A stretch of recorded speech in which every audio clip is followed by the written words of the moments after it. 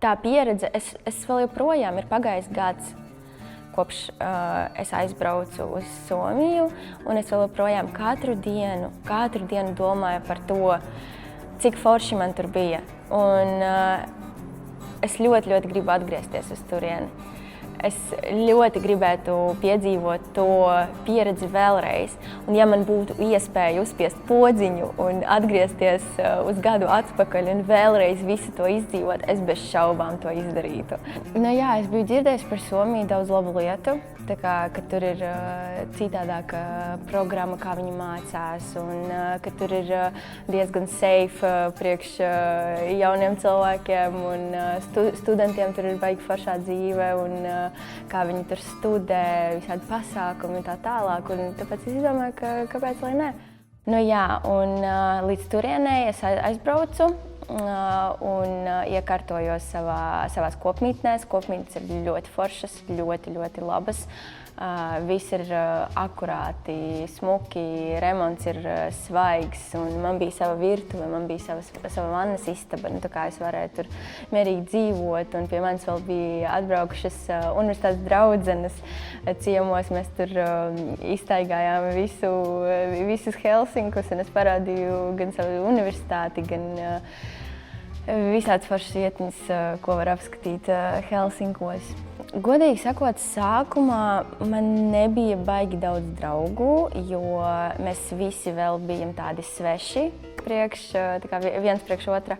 Bet man paveicās, ka ar mani kopā bija Roberts, mūsu kursa biedrs, un mēs kādu laiku pavadījām, sākumā to laiku pavadījām kopā, kamēr mēs arī sadraudzējāmies ar citiem cilvēkiem, un tad jau lielā kompānijā visi kopā tur izstaigājām gan Helsinkus, gan arī bijām aizbraukuši kaut kur citur, pa Somīti. Ar laiku, protams, viss palika labāk, un pateicoties visādiem pasākumiem un ballītēm, kur mēs varējām sadraudzēties ar citiem cilvēkiem, mēs arī sadraudzējāmies, un sanāca tā, ka beigās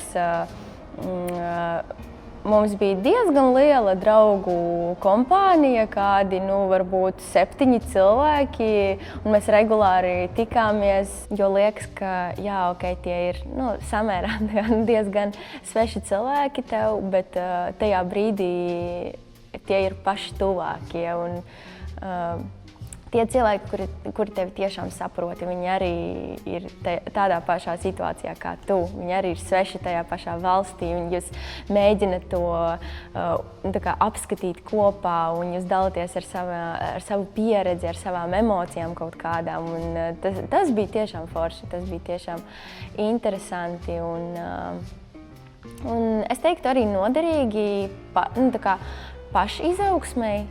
Ja tu aug, tu iepazīsti jaunus cilvēkus, it īpaši no citām valstīm, jo tie nav, piemēram, latvieši, ar kuriem tu esi pieradusi komunicēt. Tie ir jau bišķiņ citādāki cilvēki ar saviem kaut kādiem uzskatiem un saviem, pieredumiem, kā viņi ir pieraduši tur komunicēt, dzīvot. Un beigās pat es ļoti, ļoti, ļoti labi sadraudzējos ar 2 meitenēm, pat biju aizbraukusi ciemos uz Horvātiju.